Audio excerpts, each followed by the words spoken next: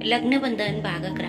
देव आणि शिवानीचं मनात एक भावना जागृत होत होती, पण दोघांनाही ते समजून घ्यायचे नव्हते. तर दुसरीकडे देव त्याच्या भूतकाळामुळे शिवानीपासून दूर होता. शिवानी देवपासून अंतर राखून होती.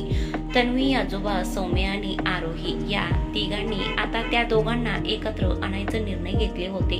आता हे दोघही एकमेकांच्या भावना समजून घेऊन एक होऊ शकतील का, हे पाहावे लागेल. देव आणि शिवीला राजवीरने एका कार्यक्रमात जाण्यास सांगितले. ऑफिससाठी तयार होत असताना देव शिवीला म्हणाला, मी संध्याकाळी येईन तेव्हा तयार राहा. मला उशीर केलेलं आवडत नाही. शिवानीने चेहरा वाकडं करत म्हणाली, मी तुझ्या आधी तयार होते. तूच आहेस, तुला आवरायला वेळ होते. देव तिच्याकडे वळून म्हणाला, तू नेहमी प्रत्येक गोष्टीवर भांडायला तयार का असतेस? केव्हा बघेल तेव्हा बडबड करत असतेस. एक काम कर, चहात फेविकॉल मिसळून पिऊन टाक, निदान तोंड तरी बंद राहील. त्याचं बोलण्यावर शिवीला राग आला आणि ती पुढे बोलणार होती, पण तोपर्यंत सौम्य रूम मध्ये आली. देव, बाळा, आज तुला ऑफिसला थोडं उशिराने गेलं तर चालेल का?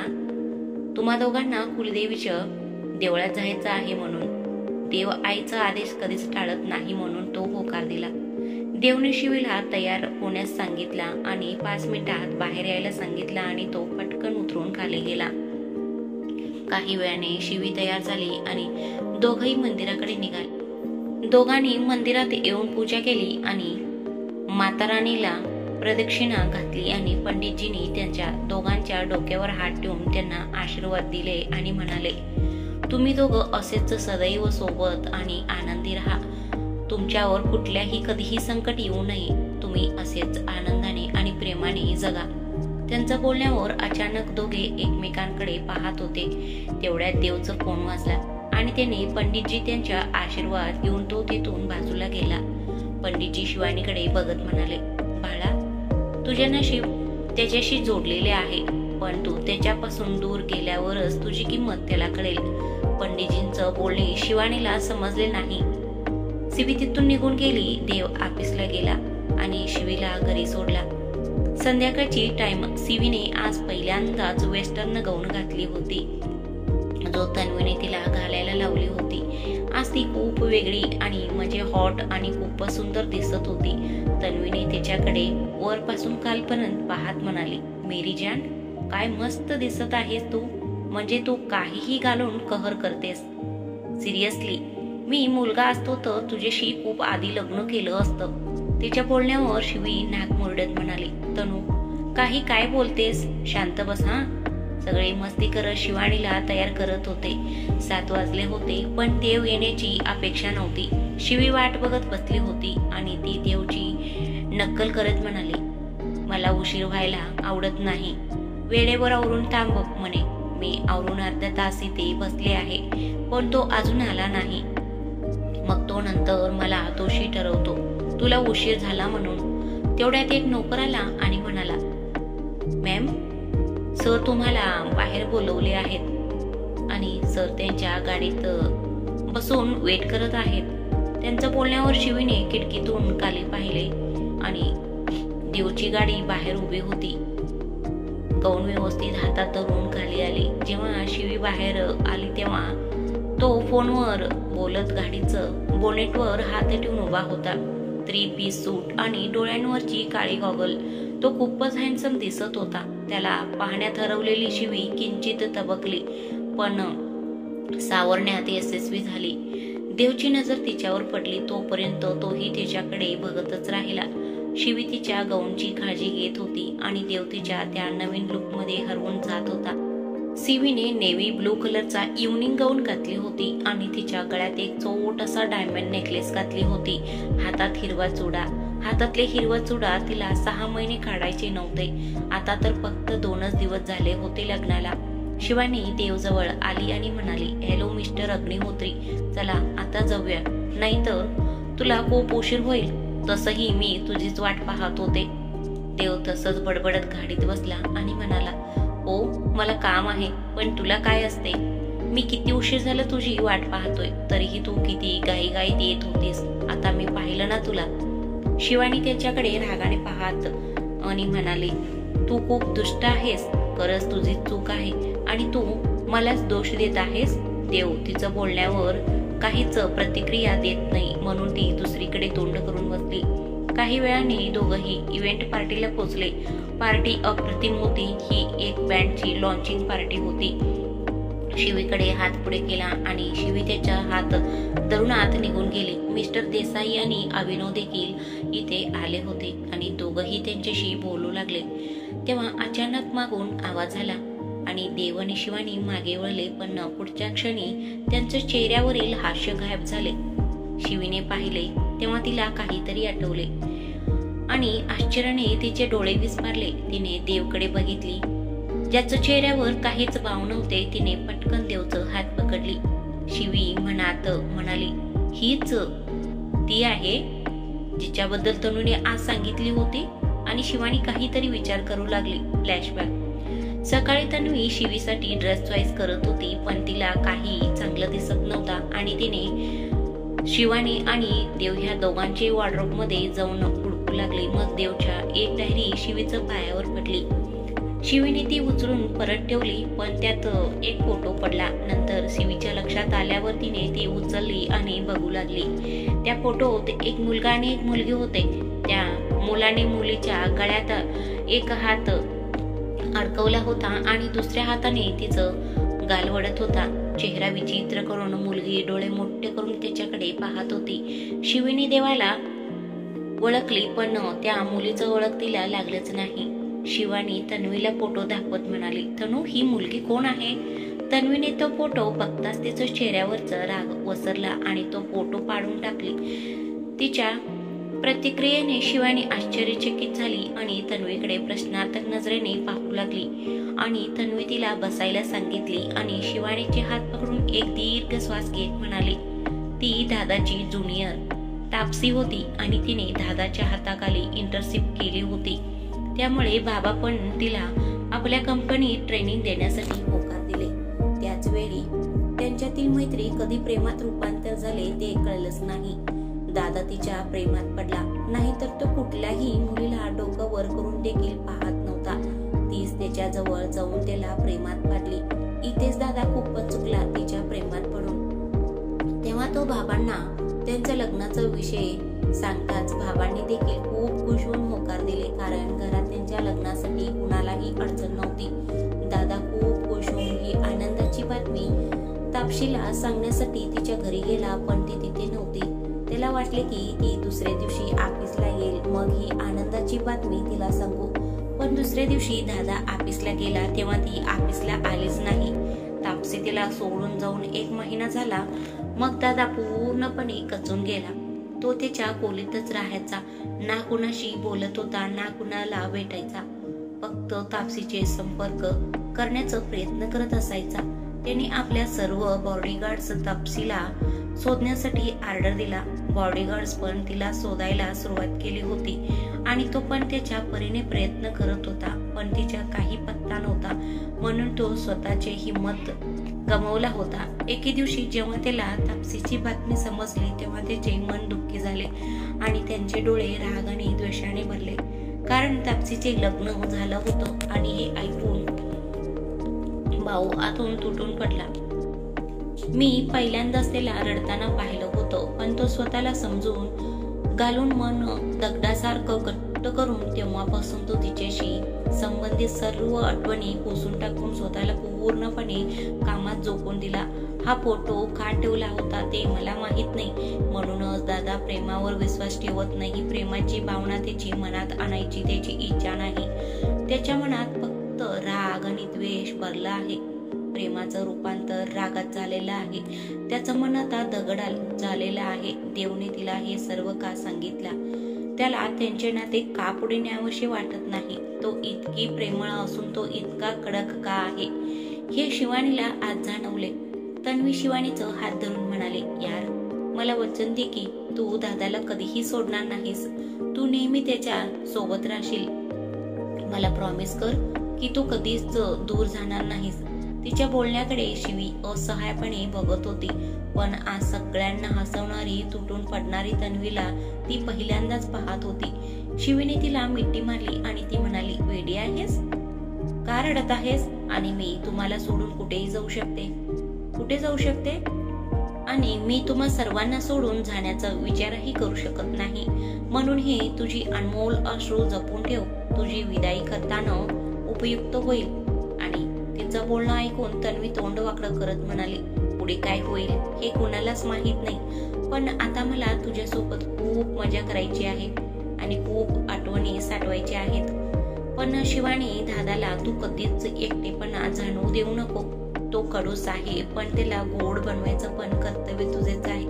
हो ग तनू, तू काळजी करू नकोस म्हणून शिवानी तन्वीला मिठी मारली. Flashback end. तन्वीचे शब्द आठवून शिवानी म्हणाली, हीच ती तापशी आहे, पण ती इथे काय करते? आणि तिच्या चेहऱ्याकडे बघूनच देवच्या मनात आतून प्रचंड वादळ चालू आहे असे वाटते. हे महादेवा, हे काय नवीन संकट? त्याचं राग फार धोकादायक आहे. इथे काही नवीन तमाशा होऊ नये म्हणजे झालं.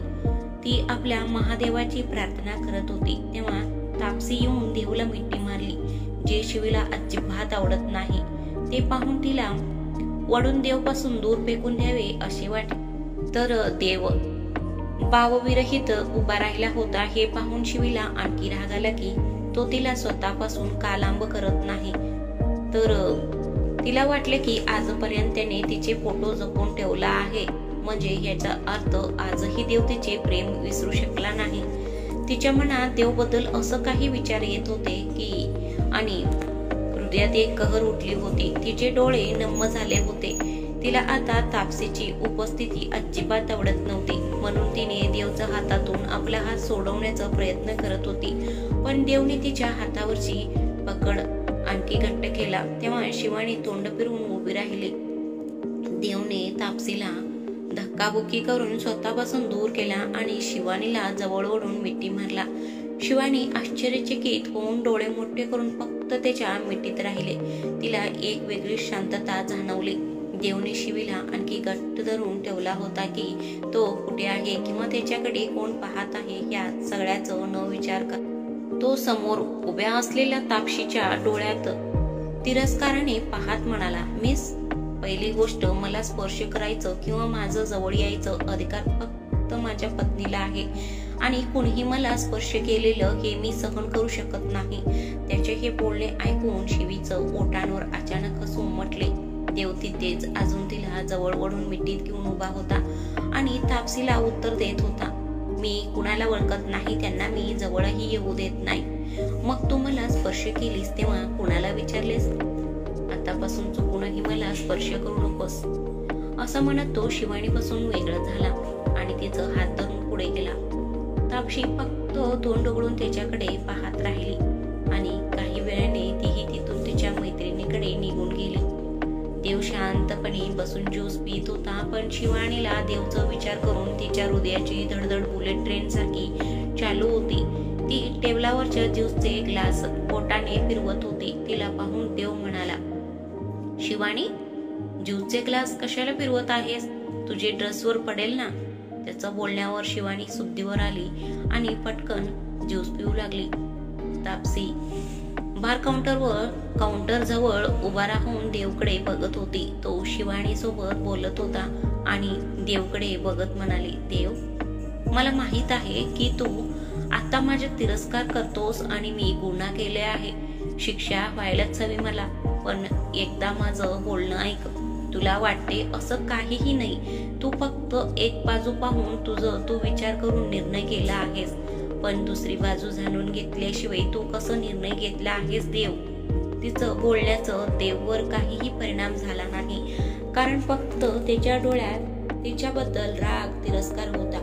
तो उठून तिथून दुसरीकडे निघून गेला. त्याला पाहून तापसीचे डोळ्यात पाणी भरले होते. तापशीला पाहून शिवानीला वाटले की ती निर्दोष असेल.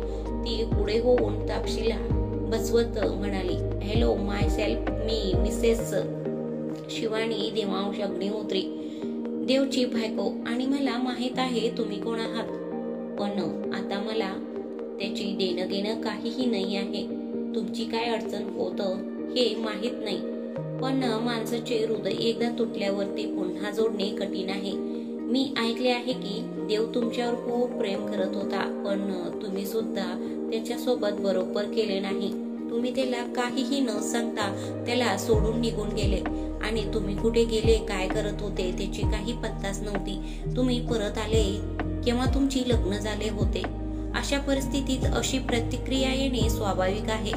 तुम्हीही त्याची बाजूने जरा विचार करा.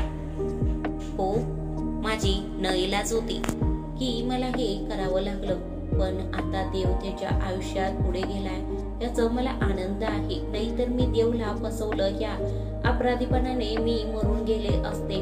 पण मी त्याला आदर दिला नाही हे खरं आहे. पण मिस शिवानी, मला आनंद झाला की देवला माझ्यापेक्षा चांगले जोडीदार मिळाले. खरं तर मी त्याची लायकीची नाही आहे. हे ऐकून शिवानी तिला हलकेसे स्माइल देत तिला समजावून सांगून तिथून उठून देवकडे आली. देव ड्रिंक पीत होता. शिवी पटकन त्याच्याकडे आली आणि त्याच्या हातातील ग्लास हिसकावून घेत काउंटरवर ठेवली आणि म्हणाली, देव, तू वेडा आहेस का? तू कधी ड्रिंक करत नाहीस ना, मग आज? शिवानीचे बोलणे पूर्ण होण्याआधीच देव तिला जवळ घेऊन म्हणाला, हो, नाही पीत मी, पण आज इथे हृदयाकडे बोट दाखवून म्हणाला, एक विचित्र वेदना होत आहे. शिवानीला त्याचे बोलणे ऐकून प्रचंड वेदना झाल्या आणि तिच्या डोळ्यात अश्रू तरळले. पण तिने स्वतःला थांबविले आणि देवला तिथून दूर नेऊ लागली. तो नशेतही नव्हता, पण तो शुद्धीवरही नव्हता. शिवीने त्याला बाहेर ओढून नेतच होती की तेवढ्यात देवने तिला स्टेजवर खेचून नेला. तिथे अनेक कपल्स डान्स करत होते. म्युझिक. मिलके भी हम ना मिले तुमसे, ना जाने क्यों मिलो के हे फासले तुमसे, ना जाने क्यों अनजाने हे सिलसिले तुमसे, ना जाने क्यों सपने हे पलकों तले तुमसे, ना जाने क्यों कैसे बताए क्यों तुझको चाहे, यारा बता न पाए बातें दिलों की देखो जो बाकी आंके तुझे समजाए. त्याने शिवीला स्वतःकडे वळवला आणि तिच्या कमरेवर हात ठेवला आणि तिला जवळ आणून म्हणाला, तू पण मला तिच्यासारखी सोडून जाणार का? शिवानी दुसरीकडे तोंड फिरवत म्हणाले, तुलाच मान्य नाही ना हे लग्न? तूच सांगितलं आहेस ना मला फक्त या जबरदस्तीचं नात्यात आणखी 8 महिने राहायचं आहे म्हणून.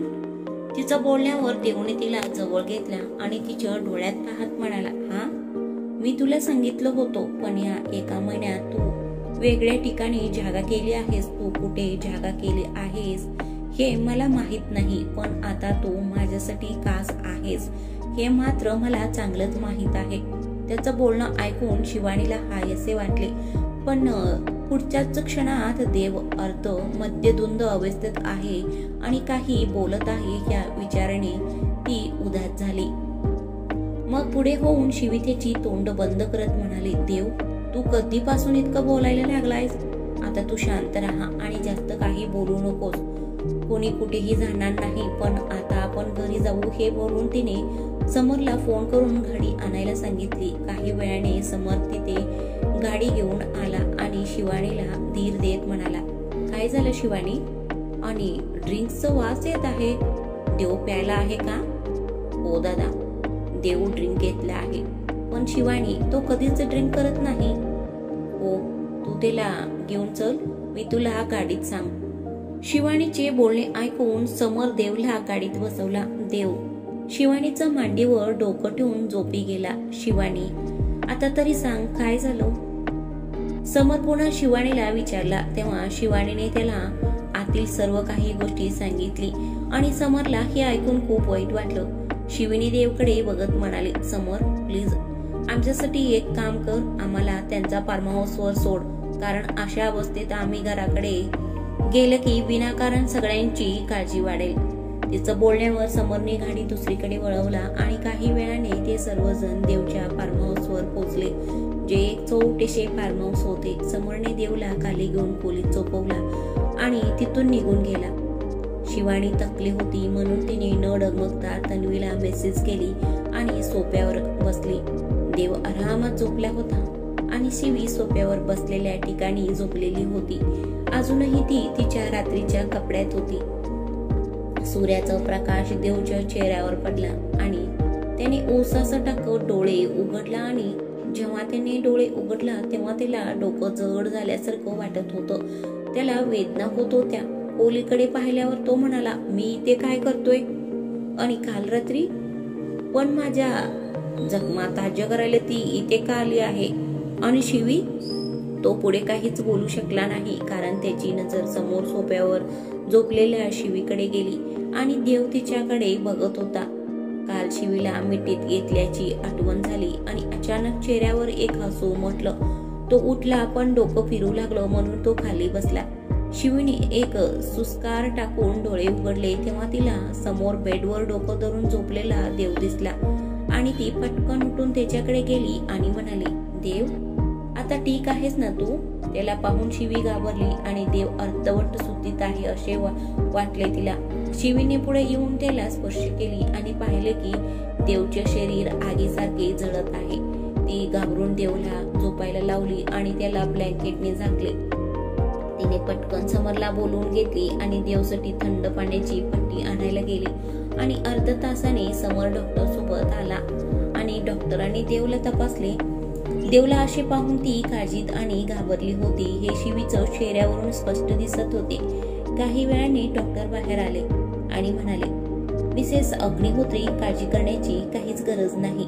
थकवा आणि तणावामुळे त्यांची प्रकृती खालावली आहे. ताप नॉर्मल आहे. मिस्टर अग्निहोत्री रात्री किंवा संध्याकाळीपर्यंत नॉर्मल होईल.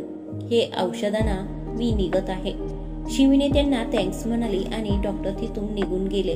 शिवीने समरकडे पाहत म्हणाली, आज सिटी साहेबांची मीटिंग आहे. आपण मीटिंग हँडल करू आणि देवला आराम करू दे. तू औषध घेऊन ये आणि काल रात्री काय झाले ते कुणाला सांगू नकोस. वेळ पाहून आईला त्यांच्या तब्येतीची माहिती देऊ. समोर हो म्हणून तिथून निघून गेला. शिवीने तन्वीला फोन लावली होती. तन्वी जांबाई दिली आणि म्हणाली, हॅलो, कोण आहे?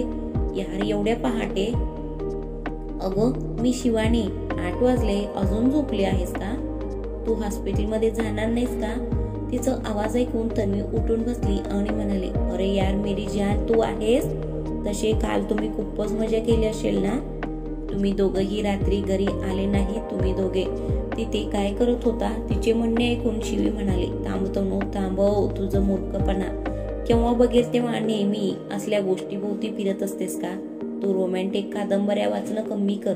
तिचं बोलण्यावर तन्वी चेहरा विचित्र करून म्हणाली, अरे हॅलो, त्याच्यामुळेच मी इतकी रोमॅन्टिक आहे. नाहीतर तुझ्यासारखी लाजाळू असते तर काय उपयोग? बघ, माझा रोमॅन्स झाला आणि तुम्ही? तनू, प्लीज तुझी तोंड बंद कर ग. काय बोलतेस हे? तनू हसत म्हणाली, मी तर तुला चिडवत होते. बर, तू एवढे सकाळी का फोन केलेस? माझी झोप खराब केलीस ना तू. मला किती दिवसांनी सुट्टी मिळाली होती. तिच्या बोलण्याने शिवीला आठवले तिने का फोन केली होती. तनू, देवला ताप आहे म्हणून आम्ही इथे आहोत. तू त्याचे कपडे घेऊन ये आणि तिथे फळे आणि पाण्याशिवाय दुसरं काही करण्यासाठी नाही. दादाला ताप कसा आला? तो ठीक आहे ना? मी आत्ताच निघते. तिला इतके घाबरलेले पाहून शिवी म्हणाली, अगं सावकाशे, तो बरा आहे. थकवा आलाय फक्त. थोडा वेळ विश्रांती घेतल्यानंतर सगळं काही बरं होईल. तन्वीने फक्त हा म्हणाली आणि कॉल डिस्कनेक्ट केली. शिवीने फोन ठेवली आणि रूमवर परत आली. देव बेडवर आरामात झोपला होता. कपाळावर केस विखुरले होते. चेहरा कोमजलेला दिसत होता. शिवी त्याच्याकडे गेली आणि त्याच्या बेडवर बसली आणि त्याच्याकडे बघू लागली आणि मनात म्हणाली, देव, कसा आहेस तू? जितका जास्त मी समजून घेण्याचा प्रयत्न करते तितकेच मी तुझ्यात गुंतत जाते. कधी कधी तू स्वतःहून माझ्या जवळ येतो. कधी कधी तू स्वतःच दूर राहायला सांगतो. खरंच देव, तुझ्या हृदयात काय आहे ते मला समजत नाही आहे आणि ना तुलाच तुझं हृदयात काय आहे ते समजत नाही आहे. तुझे स्पर्श मला का आवडतं? का मला तुझे जवळ असले की चांगलं वाटते? काल जेव्हा तापसीने तुला मिठी मारली तेव्हा मला खूप राग आला. का? मला माहित नाही. कदाचित हा माझा हक्क नाही, पण तू माझा नवरा आहेस. मग मी तुझ्या इतक्या जवळ कुणाला कसे बघू शकते? तुला पटत नसले तरी हे खरं आहे. आज तुला असं बघून मला वेदना होत आहेत. कळत नाही का देव, मी तुझ्याकडे ओढली जात आहे. ही भावना काय आहे? मला कळत नाहीये, ती स्वतःच हरवली होती आणि तिचं हात देवच्या केसात कधी गेला ते तिला कळलेच नाही. ती देवचं केसांना हात लावून स्वतःलाच प्रश्न विचारत होती. तेवढ्यात समर आला. त्याच्या आवाजाने शिवीला सुद्धा आली आणि समरने तिला औषध दिला आणि मीटिंगच्या तयारीला निघून गेला. काही वेळाने तनूही आली. तिने शिवीला कपडे दिले आणि स्वतः जेवण गरम करायला स्वयंपाकघरात गेली. शिवानी आंघोळीला गेली. शिवी, तन्वी आणि देव बसले होते. देव डोकं खाली करून नाश्ता करत होता आणि तनू त्याच्याकडे बघत होती. शिवी पण आरामात नाश्ता करत होती आणि समर तिला आजच्या मीटिंगच्या डिटेल्स सांगत होता. तन्वी देवकडे पाहत म्हणाली, काल तू पार्टीत तापसीला भेटलास?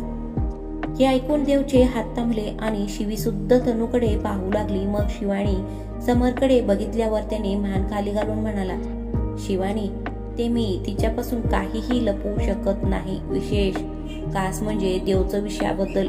हे ऐकून शिवानी शांतपणे बसली. तन्वी देवकडे बघत त्याला पाहून रागाच्या भरात म्हणाली, तू ड्रिंक घेतलास? तू कधी ड्रिंक घेत नाहीस ना, आणि ते तुला सूट होत नाही हे माहित असूनही तुला ड्रिंक घ्यावंसं वाटतंय? तू मला शपथ दिलं होतंस ना की तिच्यामुळे तू स्वतःला कधीच दुखावणार नाहीस. मग हे काय आहे? दादा बोल ना काहीतरी. काल तू कशामुळे प्यायला होतास? आता गप्प का आहेस? आज तिचं बोलणं ऐकून शिवानी फक्त तिच्याकडे पाहत होती, कारण तिची कृती पाहून कोणी काही बोलणार नाही. ती 26-27 वर्षाची प्रौढ मुलगी आहे, पण आज ती देवला रागवत होती. जसे शिक्षक आपल्या विद्यार्थ्याला शिक्षा देऊन रागवतात तसे, आणि देव एखाद्या निष्पाप विद्यार्थ्याप्रमाणे मान खाली घालून बसला होता. त्याची अवस्था बघून शिवी आणि समर हसत होते, पण स्वतःला आवरत होते. तनू, माझ्याकडून चूक झाली, माफ कर ना मला. अजून तू माझ्यावर किती रागवणार आहेस? प्लीज थांबव ना. आतापासून हे नक्कीच होणार नाही, पण बट विदाउट प्रॉमिस. त्याच्या बोलण्यावरच तन्वी म्हणाली, मला तुझ्याशी काही बोलायचं नाहीये आता. तुला आमची पर्वा नाही, फक्त काम काम काम. तुला दुसरं काही नाही का? आता तू असं बेकार देवदास झालास हे कशासाठी? तुझी बायको तुझ्यासोबत असताना मनापासून तिच्यावर प्रेम कर, हनीमूनला जा, लवकरात लवकर मला आत्या बनव. दुसऱ्यासाठी देवदास का होत आहेस? तिचं बोलण्यावर शिवीला ठसका लागला आणि समर शिवीला पाणी दिला. शिवानीला पाहून तन्वीला हसू आवरले नाही. ती पटकन तोंडावर बोट ठेवली. शिवानी आणि देव दोघंही एकत्र तन्वीला बोलले, तन्वी किती बोलते, बास कर ना आता. शिवीचा चेहरा लाल झाला होता. ती उठली आणि म्हणाली, देव तू आराम कर, मी आणि समोर मीटिंग पाहू. देव तिचं म्हणणं ऐकून म्हणाला, नाही काही गरज नाही, मी ठीक आहे, मी निघतो मीटिंग साठी. शिवी त्याचं डोळ्यात बघत म्हणाले, मी तुला विचारलं का? मी सांगितले तुला तर आराम केला तर बरं होईल. खूप जास्त सुपर हिरो बनू नकोस, तुला आता बरे वाटत नाहीये. तिथे खूपच गुण आहे, तिथे येऊन तुला अजून प्रॉब्लेम होतील. आराम कर. असं बोलून ती समोर बरोबर निघून गेली. देव ती जाताना तिच्याकडे तोंड उघडून पाहत होता आणि तन्वी जोरात हसते आणि मग गप्प बसते आणि म्हणते, दादा माझी वहिनी खूपच खतरनाक आहे, तेव्हा जरा सावध राहा. तुझ्या समोर कोणाचंही चालत नाही, पण इथे उलट आहे, सांभाळून जरा. असं म्हणत तन्वी पण तिथून निघून गेली. गायकवाड यांच्या घरात रेवांश हॉलमध्ये सोफ्यावर बसला होता. त्याच्या एका हातात वाईनने भरलेले ग्लास होता आणि दुसऱ्या हातात शिवीचा फोटो होता आणि तो तिच्याकडे बघत होता. समोरच्या सोफ्यावर नताशा बसली होती, जी नुसतीच वाईनवर वाईन घेत होती आणि तिने रेवांशकडे बघत म्हणाली, भाई तू हे बरोबर करत नाहीस हा. मला त्या शिवीला माझ्या वाटेतून काढायचे आहे आणि तू तिला वाचवायचा प्रयत्न करत आहेस. तिला सोडून देवला एक वरकडाही आला तर मी विसरेन की तू माझा मोठा भाऊ आहेस. तिचे बोलणे ऐकून रेवांश म्हणाला, आजपर्यंत तो फक्त तुझ्यामुळेच जिवंत आहे हे विसरू नकोस, नाहीतर आजवर त्याने माझा जितका अपमान केला आहे तो माझ्या हातून खूप आधीच मेला असता. फक्त तुझ्यामुळेच मी अजूनपर्यंत त्याला काहीही केलेलं नाही. बाई तुला वाटतं तुला त्याला कसं मारायचं हे सुद्धा माहित आहे, पण तो शिमा आहे हे विसरू नकोस. त्याला एक वरकड्या सुद्धा देणं इतकं सोपं नाहीये. हे ऐकून रेवांशचे डोळे रागाने लाल झाले. त्याने हातातलं ग्लास जमिनीवर फेकला आणि रागात वरडत म्हणाला, गप्प बस. तू अजून एक शब्द त्याची कौतुक केलीस तर तू म्हणशील नताशा, मी विसरेन की तू माझी बहीण आहेस. निघून जा इथून. काकू, तिला घेऊन जा. नताशाची आईने तिला शांत करून तेथून घेऊन गेली. रेवांशने रागाने फोन उचलला आणि त्याचा एका माणसाला फोन केला. रेवांश त्याला काहीतरी म्हणाला आणि त्या माणसाने होकार दिला. देवांश अग्निहोत्री, मला तो आज संध्याकाळपर्यंत हॉस्पिटलच्या बेडवर असायला हवा आहे. मी गाडीचं पिकअप पाठवत आहे. काम झाल्यावर तुम्हाला पैसे मिळतील, असे बोलून त्याने कॉल डिस्कनेक्ट केला आणि रागाने तिथून निघून गेला. दुसरीकडे देवला घरात एकटेपणा जाणवत होता. त्याला काही काम नव्हते. आज शिवी टिपिकल बायकोप्रमाणे वागत होती. त्याने तिच्यावर पूर्ण अधिकाराने बंदी घातली होती की तो आज फक्त आराम करेल. त्यामुळे देवला हे मान्य करावे लागले. त्याच्याकडे दुसरं पर्याय नव्हता. पण तरीही तो समरला काही मेल चेक करायला त्याची लॅपटॉप आणायला सांगितला. समर त्याला लॅपटॉप दिला आणि तो मेल पाहत कामात व्यस्त झाला. शिवानी त्याला पाहून विचारले, समर, कोणी दिला त्यांना लॅपटॉप? समर मान खाली घालून उभा राहिला. पण त्याला असं वाटत होतं की उगाचच मी सगळीकडे अडकला आहे.